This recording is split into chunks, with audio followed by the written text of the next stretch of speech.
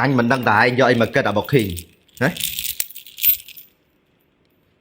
bây giờ anh trụ nam mày mình là sâu anh cloud đấy đang giờ trên video vã anh mày mình nó khơi ta bây giờ chuột vã dạពេល 3 ឆ្នាំ mày mình kếtអត់បងប្អូនខ្ញុំមិនមែនយកចង្វាក់មកនេះដើម្បីសម្ដែងឬក៏បង្ហាញយកចំណាប់អារម្មណ៍ទេចង្វាក់នេះខ្ញុំនឹងដាក់បុកឃើញឡើងវិញព្រឹកមិញមកណាខ្ញុំមានការសង្ស័យខ្ញុំក៏តេស្តទឹកនោមឲ្យវាតេស្តទឹកនោមក៏ឃើញមានវាមានសារធាតុញៀនហើយលើកនេះមិនមែនជាលើកទី1បន្ទាប់ពីវាចេញពីច្បាក់ទេវាចូលលើកទី2លើកទី3ប៉ុន្តែខ្ញុំមិនដែរប្រាប់បងប្អូនទេខ្ញុំជាយាមលាក់គិតថាវានឹងកែគិតថាវានឹងល្អប្រសើរដើម្បីជួយមកដាក់ម៉ែដែលម៉ែស្ត្រីមេម៉ាយនៅផ្ទះនោះប៉ុន្តែវាអត់កែទេបងវានៅប្រព្រឹត្តទៀតអញ្ចឹងខ្ញុំយកមកនេះខ្ញុំចង់បង្ហាញទៅកាន់បងប្អូនឲ្យហើយថាបើវាមានម្ដងទៀតគឺខ្ញុំដាក់ច្បាប់វាហើយដើម្បីកុំឲ្យបងប្អូនថាខ្ញុំសំដែងខ្ញុំឲ្យវាតេស្តទឹកនោមឥឡូវនឹងឲ្យមើលវាមានសារធាតុញៀនមែនអត់ឥឡូវខ្ញុំឲ្យ3អ្នកតេស្តគ្រូខាវ1អាប្រេស2អាបុកឃីក3នឹង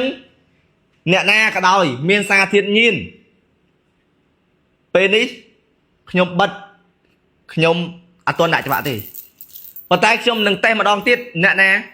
មានសារធាតុញៀនទៀតខ្ញុំនឹងដាក់ច្បាប់តែលើកនេះខ្ញុំនឹងលើកឡើងឲ្យតែព្រឹកមិញខ្ញុំបានតែបុកឃីងហើយពីអ្នកគ្រូខាតអីទេតែបុកឃីងមានសារធាតុញៀន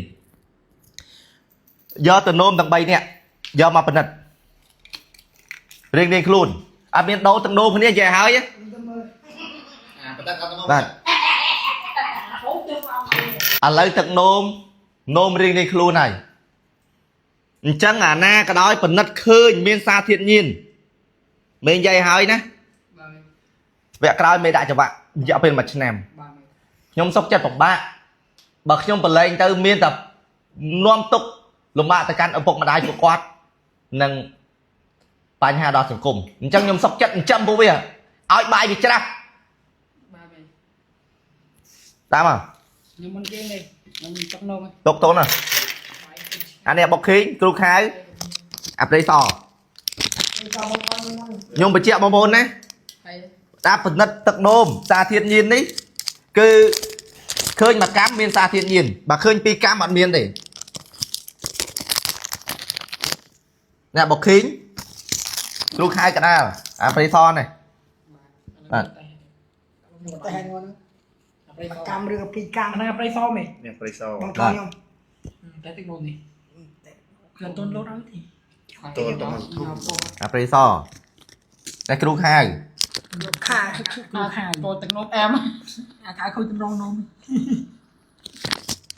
អូបងឆ្លាញ់មកតែកម្ម2កម្មហ្នឹង1កម្មអត់មានទេ2កម្មមាន1កម្មមាន2កម្មមាន2កម្មអត់មានទេ1កម្មមានចុចបាត់មួយទៀតឥឡូវប្រៃសមាន1កម្មហើយនៅតដកចេញហ្នឹងមែនហ៎ទៅទេឡាជួយមកអូនេះតដកចេញ2កម្មអត់បងប្អូននេះអត់មានទេបងមិនមានទេមែនអាខាវតែ1កម្មមែននេះដកអូដកចូល2មែនបាទនេះដល់នេះថ្មីស្អាតទេថ្មីស្អាតអូប្រៃស2បុកឃើញបុកឃើញ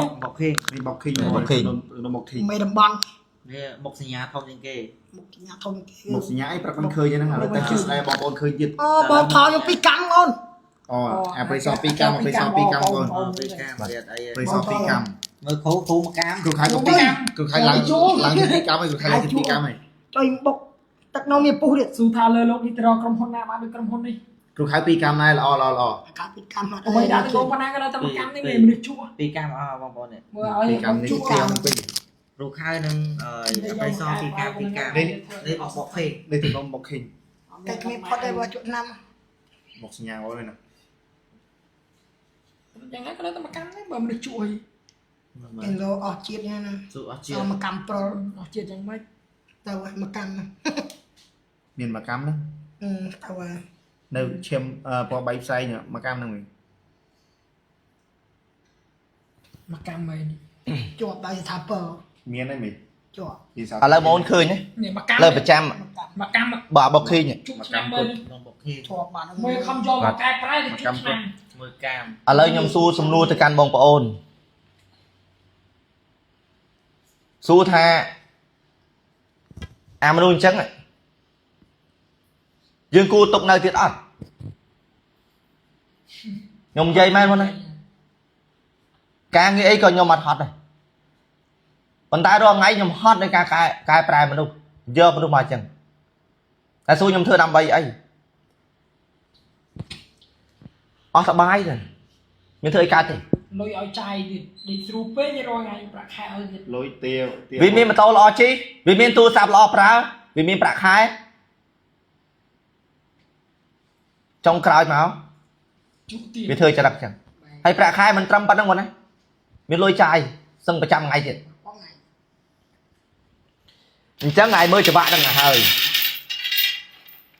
អញនិយាយឲ្យហើយណាឥឡូវឯង បាទជាអត់មេមើលមិនពាក់ថ្ងៃណា អញឲ្យដើរមកជីវិតតែឯងឲ្យដើរងាប់ទៅបាយជួបមនុស្សដូចអញ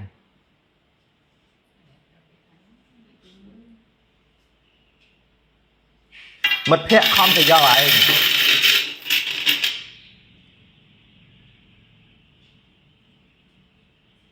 មិនលេសោចទេណា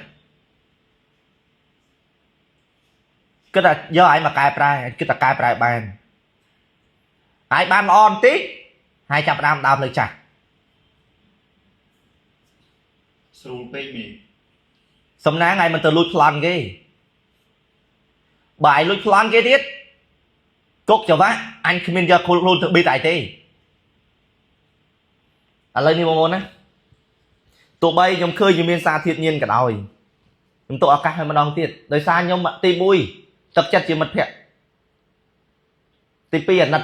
ម្ដាយដែលជាស្ត្រីមេម៉ាយដែលគាត់វ័យគាត់ចូលចិត្តហើយចូលចិត្ត70ឆ្នាំហើយ គាត់ទៅធ្វើការ ណាគាត់អត់មានពឹងអីទេអត់មានពឹងកូនណាបានទេរកលុយចិញ្ចឹមជីវិតផ្ទះគ្មានជាងទេ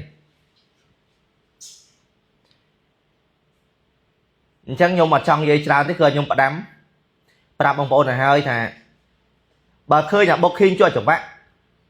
គឺដោយសារតែខ្ញុំពិនិត្យទឹកនោមមានសារធាតុញៀនទៀតអានេះគឺយើងជឿឃើញចាក់ស្ដែងបាទនេះយើងឃើញចាក់ស្ដែងខ្ញុំប្រឹងប្រែងកែប្រែវាអស់លទ្ធភាពហើយបើជាប់ច្បាក់ម្ដងទៀតម្ដងខ្ញុំដាក់មួយឆ្នាំសង្ឃឹមថាបងប្អូននឹងយល់ពីខ្ញុំនៃការចូលរួមកែប្រែមនុស្សទោះបីដឹងថាវាពិបាកបាទបងប្អូនខ្លះមានបងប្អូនមួយចំនួនតូចដែលខមមិនមកថាពិនិត្យទឹកនោមមេផងកុំពិនិត្យទឹកនោមកូនចៅខ្ញុំចង់ប្រាប់បងប្អូនថាកុំថាឡើយដល់គ្រឿងញៀនសូម្បីតែស្រាខ្ញុំអត់ផឹកផងបរិយខ្ញុំអត់ជក់ផងអញ្ចឹងមិនបាច់ចាំភ័យបាច់ព្រួយបារម្ភខ្ញុំទេខ្ញុំកែប្រែពួកគាត់នេះសួរថាមានមនុស្សប្រហែលអ្នកដែលហ៊ានធ្វើដូចខ្ញុំអញ្ចឹងគឺបើមិនមែនជួយលើកទឹកចិត្តបងប្អូនអស់ចោលចោះខ្ញុំក៏ចេះហត់ដែរខ្ញុំសុំចង់ប៉ុណ្្នឹង